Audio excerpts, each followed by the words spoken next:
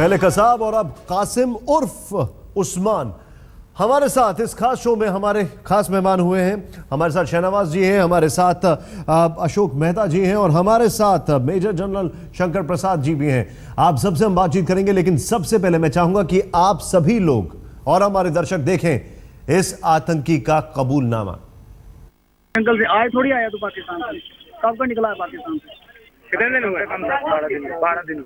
12 दिन हुए। कितने बंदे थे? दो ही थे। नहीं असली बात था कितने थे? नहीं तो ना जो छोटे छोटे बच्चे मारे यार, उनका क्या कसूर था? वो क्या करते हैं? आप क्या दुश्मनी है हमारे से हिंदुस्तान के लोगों से? आपको क्या दुश्मनी है? पैसे मिलते हैं आपको? पे मिलती है, सैलरी मिलती है तो क्यों जा रहा अपनी जिंदगी बर्बाद करते हो आप? अच्छा काम करने से मजा है। अच्छा काम करो, दिहाड़ी लगाओ, दिहाड़ी लगाओ। दिहाड़ी क्या लगाए? मारना ही मारना है। आप इधर बैठा बोलिए जी।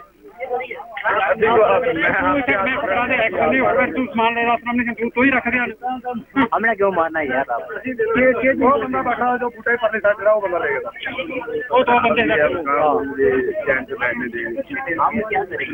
हाँ बैठ जाए यार, बोल रहे हैं हम ऐसे बात पूछ रहे हैं यार।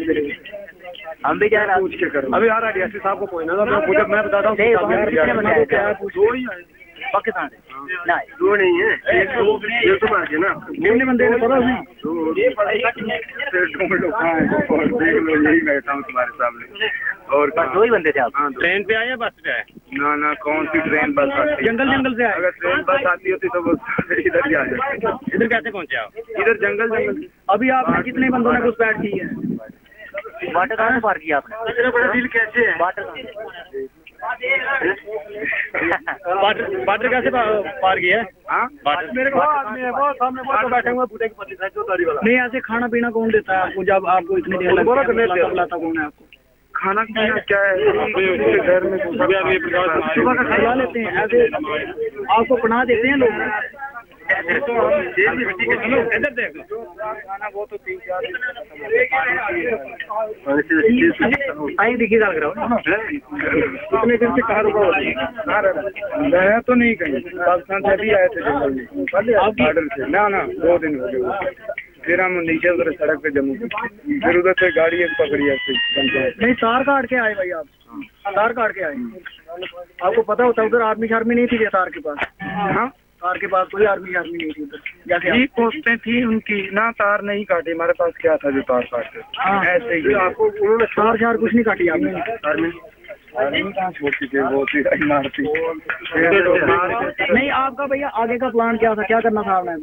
आगे का क्या प्लान था? आपने कहाँ हमला करना? 15 अगस्त के ऊपर अभी पकड़ा गया हूँ, आगे क्या करना है देखो अभी। नहीं यार हो गया। आप नहीं पकड़ा होता तो क्या करना था आगे? नहीं, कहाँ श्रीनगर जाना था आपने? ना उधर क्या, इधर हमें कोई पता नहीं क्या इलाका है, कौन सा इलाका। नहीं जी, हमें अभी 1 घंटा लगेगा।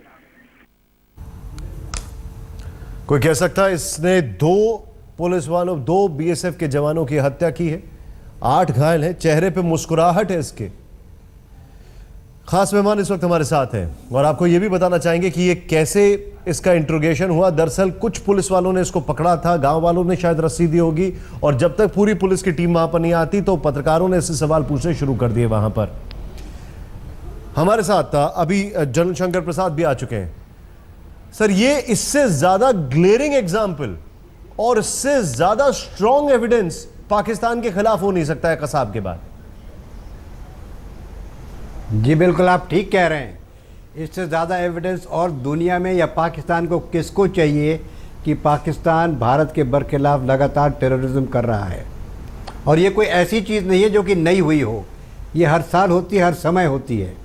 हमें इस समय ये सोचना है कि इसको पकड़ने से हमें क्या फ़ायदा हो रहा है, क्या फ़ायदा उठाना चाहिए।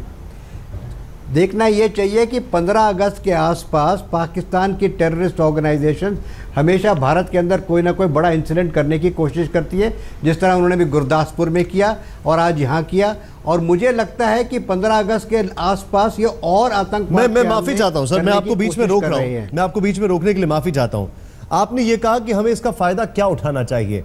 मेरा यहां पर सारे पैनलिस्ट पे, हमारे साथ 3 खास मेहमान हैं, हमारे साथ बीजेपी के इतने बड़े नेता हैं, उनसे भी हम बातचीत करेंगे। उस पर मैं आपके बाद उन्हीं से एक रिएक्शन लेना चाहूंगा। सर मुझे एक चीज बताइए, क्या हम कोई फायदा ले भी सकते हैं? कसाब के इतने एविडेंस दिए, लखवी बाहर घूम रहा है, हाफिज सईद बाहर घूम रहा है, 23-24 को एनएसए लेवल की टॉक्स है, प्रधानमंत्री और नवाज शरीफ जी की मुलाकातें होती रहती हैं बाहर। हम कोई फायदा उठाने की अभी सिचुएशन में हैं? देखिए, एक तो वो पॉलिटिकल बातचीत रही जिसमें आप फायदे और नुकसान की बात कर रहे हैं। शहनवाजी में आ रहा हूं आपके पास, जो उठा लिया शहनवाजी में आपके पास आ रहा हूं, एक मिनट। हाँ। जी बताइए। जी देख, मैं ये कह रहा था, आप मुझसे पूछ रहे हैं क्या? जी जनरल प्रसाद बताइए। जी, मैं ये कह रहा हूँ कि पॉलिटिकल फ़ायदे, डिप्लोमेटिक फ़ायदे को एक तरफ बाद में डिस्कस कीजिए, पहले इसका इमीडिएट फ़ायदा डिस्कस कीजिए। इमीडिएट फ़ायदा इसका ये है कि जो पाकिस्तान के आतंकवादी 15 अगस्त के आसपास कार्रवाई करने की कोशिश कर रहे हैं, उनको नाकामयाब किया जाए। जितने इनके सपोर्ट हाउसेज हैं, सेफ हाउसेज हैं, लॉजिस्टिक बेसेस हैं, इसने खुद बताया कि 10-12 दिन से भारत के अंदर ये घूम रहा है, 10-12 दिन पहले आया था। ऐसा यही केवल एक आदमी नहीं है, कई है कि इनकी छोटी छोटी टीमें कहाँ घूम रही है, इसका पता लगाना ज़्यादा ज़रूरी है। हमें ये देखना है कि कोई हादसा ना हो सके। अगर हम उस हादसे को आज बचा सकते हैं इसको पकड़ने की वजह से, तो मैं समझता हूँ काफ़ी फ़ायदा हो गया। अब दूसरी बात रही कि आगे लंबा फ़ायदा क्या होगा। लंबे फ़ायदे में तो आपको मालूम है कि पाकिस्तान को आप चाहे कितनी एविडेंस दे दीजिए, कुछ भी करके दिखा दीजिए, पाकिस्तान मानने को तैयार नहीं होगा। पॉइंट टेकन सर, अलग करनी चाहिए। जनरल मेहता के पास में आऊंगा, लेकिन उससे पहले इमीडिएट फायदा उठाने की कोशिश कीजिए, ये नेशनल के लिए बड़ा इंपॉर्टेंट है। सही कह रहे हैं आप, एकदम आपने जो पॉइंट रखा है कंप्लीटली इस बात से मैं एग्री करता हूं। लेकिन शहनवाज जी, मैं बार बार आरके सिंह का रेफरेंस क्यों ले रहा हूं? आप ही की पार्टी के, उन्होंने कहा कि अब वक्त आ गया जवाब दिया जाए उनको उसी टोकन में। हम उनको प्रूफ देते रहते हैं, कुछ नहीं होता है। उनके जो ड्रेडेड टेररिस्ट हैं, खतरनाक से खतरनाक आतंकी हैं, वो बाहर घूम रहे हैं, उनके आका बाहर घूम रहे हैं। एक और एग्जाम्पल हमारे पास है, एक और सबूत हमारे पास है। अब हम क्या कोई ऐसा स्टैंड लेने की स्थिति में है? क्योंकि अभी एनएसए लेवल की टॉक्स होने वाली है, बाहर मोदी जी की उनसे मुलाकातें हो जाती हैं। हम कोई स्टैंड ले रहे हैं, हम कुछ बता रहे हैं उनको कि हम किसी स्ट्रांग फुटिंग पर हैं? देखिए, भारत ने तो एक सख्त स्टैंड लिया हुआ है, इसलिए बातचीत बंद है। आप जानते हैं कि जब वो एक कॉन्फ्रेंस में गए थे तो वहाँ पाकिस्तान के प्रधानमंत्री से उनकी मुलाकात हुई थी और सार्क में आने का निमंत्रण उन्होंने वहाँ दिया था। लेकिन भारत ने आतंकवाद के मुद्दे पर जब भी बातचीत हुई तो ये कहा कि पाकिस्तान आतंकवाद के मुद्दे की निंदा करे। लेकिन एक अच्छी बात है, जनरल प्रसाद ने और मेहता साहब ने सही बात कही है कि आज बड़ी कामयाबी है। पाकिस्तान को जब अजमल आमिर कसाब को हम लोगों ने दबोचा था, तब भी पाकिस्तान पूरी दुनिया के सामने बेनकाब हुआ था कि वो आतंकवाद से पीड़ित देश नहीं है, बल्कि आतंकवादी को पनाह देने वाला देश है। और आज वो पूरी तरह फिर एक्सपोज हुआ है, पूरी दुनिया के पैमाने पर उनको और एक्सपोज करेंगे। बड़ी घटना को रोका गया है। वहाँ के विलेज डिफेंस कमेटी को भी बहुत मुबारकबाद देना चाहिए कि उन्होंने बहुत अच्छा काम किया है। लेकिन मैंने जो पहले कहा कि आतंकवादियों के खिलाफ एक मजबूत लड़ाई हमारी सरकार लड़ रही है और कोई भी कंप्रोमाइज करने का सवाल ही नहीं है। सर आप देखिए, ठीक है, चाहता है कि वो दोहरी नीति चलकर ठीक है वो इस तरह की हरकत करेगा तो उसका जवाब उसको मिला है। आप जो बोल रहे हैं, जो स्थानीय लोग हैं उन्होंने आतंकवादियों को पकड़ लिया, पुलिस ने एरिया को डोंड ऑफ कर दिया और फौज वापस जवाब दे रही है। अब रोल आता है सरकार का। आज सुबह एक लेख छपा है जिसमें जनरल मेहता ने बहुत बड़ी बड़ी बातें लिखी हुई हैं। मैं उन्हीं से ये सवाल पूछता हूं, क्या हमको एक सॉफ्ट स्टेट समझा जा रहा है पाकिस्तान की तरफ से, एक अनरिस्पॉन्सिव, एक अनरिएक्टिव स्टेट जो कि अपनी बातें करता है और उसका कोई असर नहीं होता, ठीक है चुपचाप, और पाकिस्तान बेशर्मों की तरह अपनी ये सारी कार्रवाई करता रहता है? देखिए, पहली बात तो जो अभी हमको कार्रवाई करनी चाहिए, डिफेंसिव कार्रवाई, वो ये है कि ये जो उस्मान को पकड़ा है इसका बड़ा केस बनना चाहिए और इसको यूनाइटेड नेशंस और डिप्लोमेटिकली इसको एक्सप्लॉइट करना चाहिए। और जो कल तारिक कोशा का जो निकला है, खोसा का बयान, जिसमें 26/11 में उन्होंने कबूल किया है कि 26/11 पूरा पाकिस्तान का षड्यंत्र।